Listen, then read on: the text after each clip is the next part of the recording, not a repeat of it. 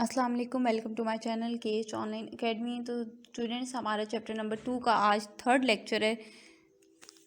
तो हमने जी करना है क्वेश्चन नंबर 3। तो देखें जी, क्वेश्चन नंबर 3 क्या है हमारे पास। Find the conjugate of the following complex numbers.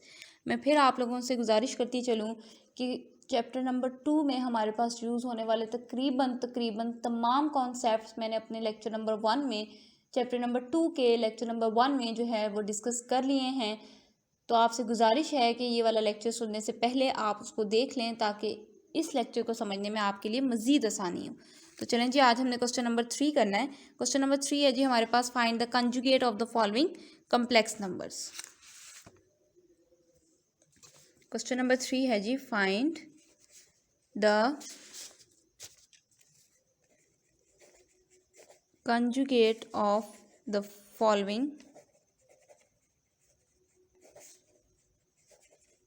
Complex numbers. पहला पार्ट है जी इसका हमारे पास 3 + 2 आयोटा। तो देखें जी, कंजुगेट हम कैसे लेते हैं। आयोटा के साथ वाली टर्म का आपने साइन चेंज कर देना है। पहले तो इसको थोड़ा सा लिखने का तरीका देख लें। लेट कर लो कि जी आपके पास है 3 + 2 आयोटा।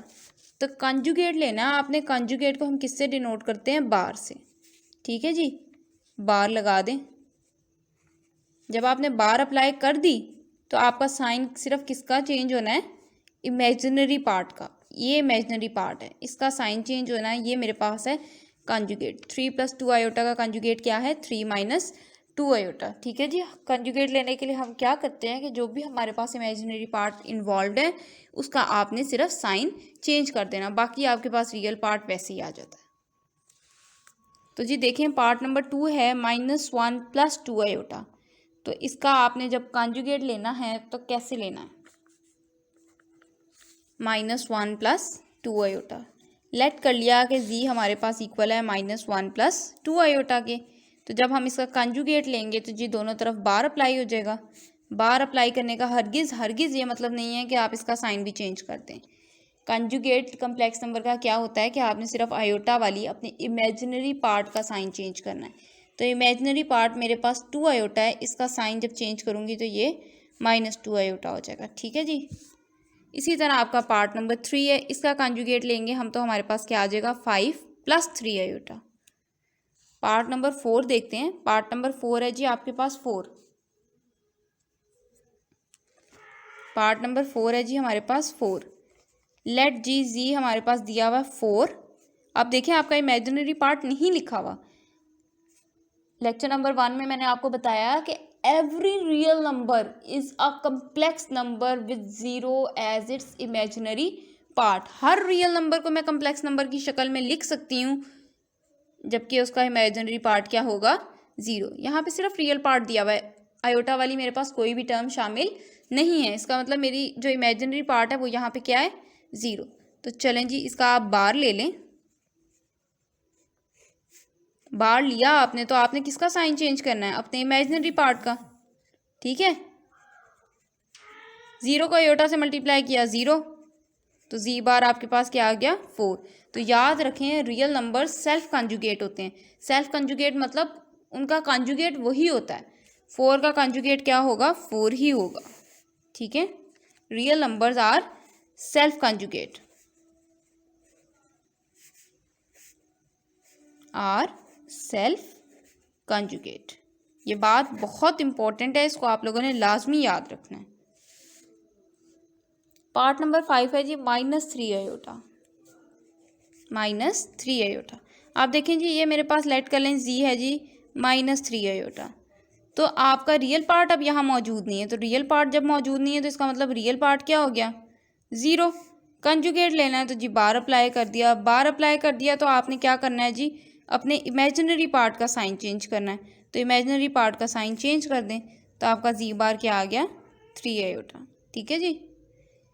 और पार्ट नंबर 6 है जी आपके पास 4 - 9 आयोटा का क्यूब। आपने सिंपली कंजुगेट लेना है। ऊपर क्यूब लिखा है आयोटा के साथ, पावर 10 लिखी है, 100,000, इससे हमें फ़र्क नहीं पड़ता।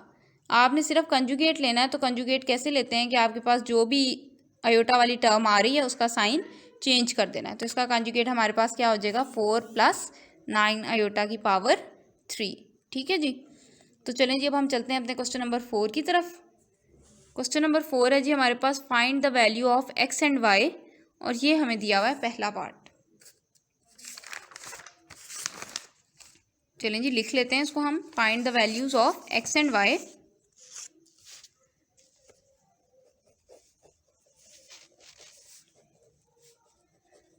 Find the values of x and y। पहला पार्ट है जी आपके पास x + 4 iota is equal to 7 + 4 iota.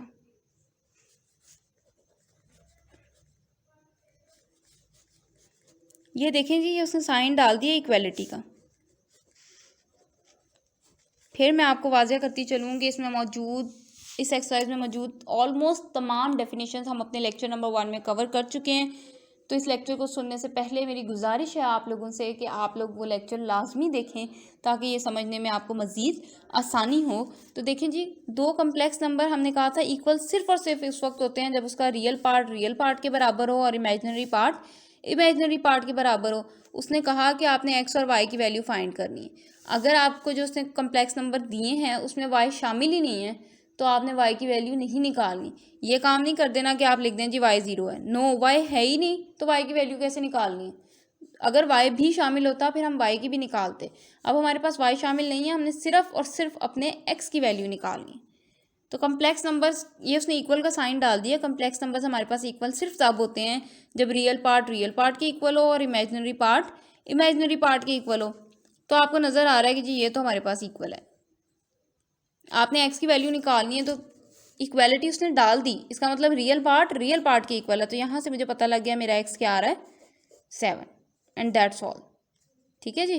तो देखें जब हम पार्ट नंबर 2 करते हैं, इसमें हमारे पास y भी शामिल है और x भी शामिल है। अब हमने x की भी वैल्यू निकालनी है और y की भी वैल्यू निकालनी है।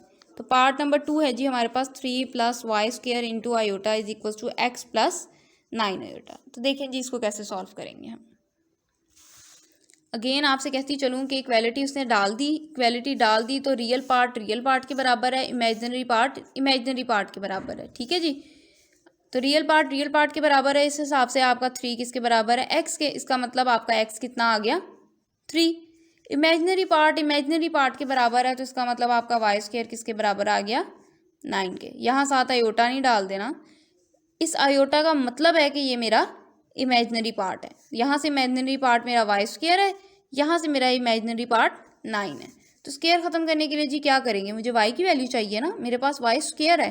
तो स्क्वायर ख़त्म करने के लिए क्या करेंगे जी, दोनों तरफ स्क्वायर रूट ले लेंगे। ये स्क्वायर रूट से कैंसिल हो गया और आपको पता है कि ये 9 जो है वो मेरे पास 3 का स्क्वायर होता है। अगेन ये स्क्वायर रूट से कैंसिल हो गया तो आपका y क्या आ गया, 3। ठीक है जी, आपका x भी 3 आया है और आपका y भी 3 आया है। पार्ट नंबर 3 की तरफ चलते हैं। पार्ट नंबर 3 है जी हमारे पास x + y iota + 2 is equal to 4 + 2 iota. चलें जी देखते हैं इसको कैसे करना है। x + y iota + 2 is equal to 4 + 2 iota. ठीक है जी। अब मैंने आपसे अर्ज़ की थी कि रियल पार्ट के इक्वल, इमेजिनरी पार्ट के इक्वल। आपका रियल पार्ट वो होता है जिसमें आयोटा शामिल ना हो। इस क्वेश्चन को करने के दो तरीके हैं, मैं आपको दोनों तरीक़ों से बताती हूँ, आपको जो ईजी लगे आप उसको फॉलो कर लें। ठीक है। रियल पार्ट के इक्वल, इमेजिनरी पार्ट के इक्वल। रियल पार्ट वो होता है जिसमें आयोटा शामिल ना हो। तो देखें जी, पहला हमारा तरीक़ेकार है इसको सॉल्व करने का कि आप रियल पार्ट देखो आपके पास कौन कौन से हैं जिसमें आयोटा शामिल नहीं है। तो मेरे पास x में आयोटा शामिल नहीं है और 2 में आयोटा शामिल नहीं है। ये मेरे पास रियल पार्ट है + y आयोटा वैसे ही, और इक्वल में जी मेरे पास है 4 + 2 आयोटा। ठीक है। अब हम क्या करते हैं, रियल पार्ट को रियल पार्ट के इक्वल रखते हैं। कम्प्लेक्स नंबर में इक्वलिटी तभी होल्ड करती है ना जब आपका रियल पार्ट के इक्वल हो, आपका इमेजिनरी पार्ट के इक्वल हो।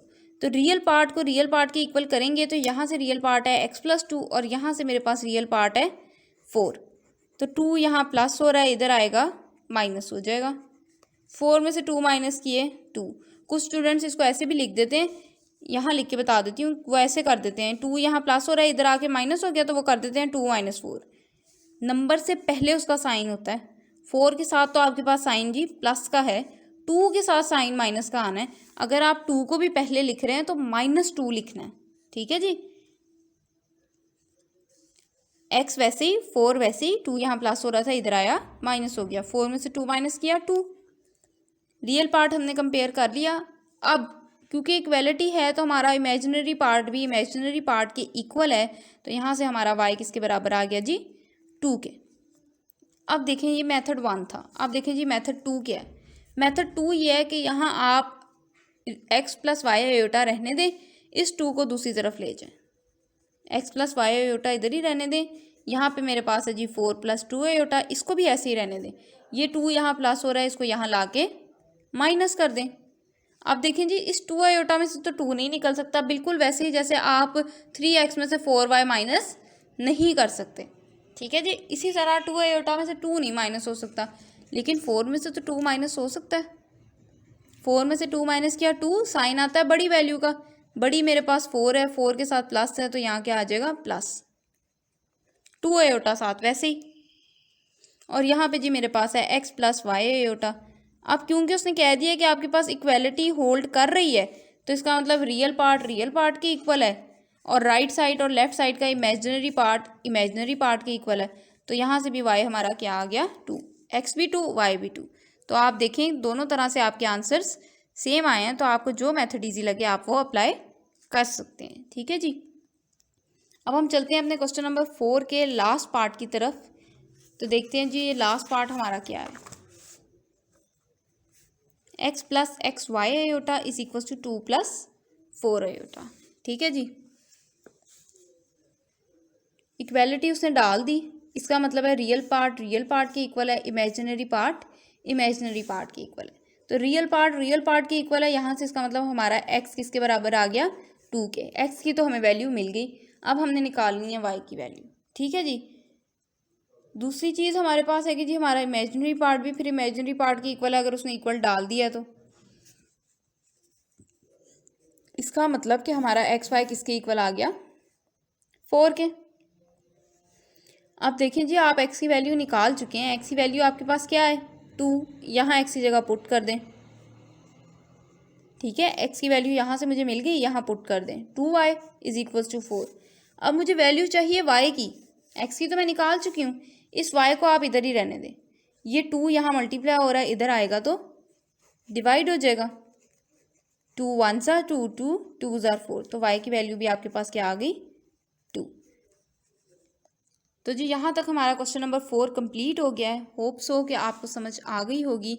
अगर आपको मेरी वीडियो अच्छी लगे तो उसको लाइक कर दें और सब्सक्राइब कर दें, ताकि नई आने वाली वीडियोस आप तक बआसानी पहुँच सकें। इंशाल्लाह जल्द मिलेंगे अपने नेक्स्ट लेक्चर के साथ, तब तक के लिए अल्लाह हाफ़िज़।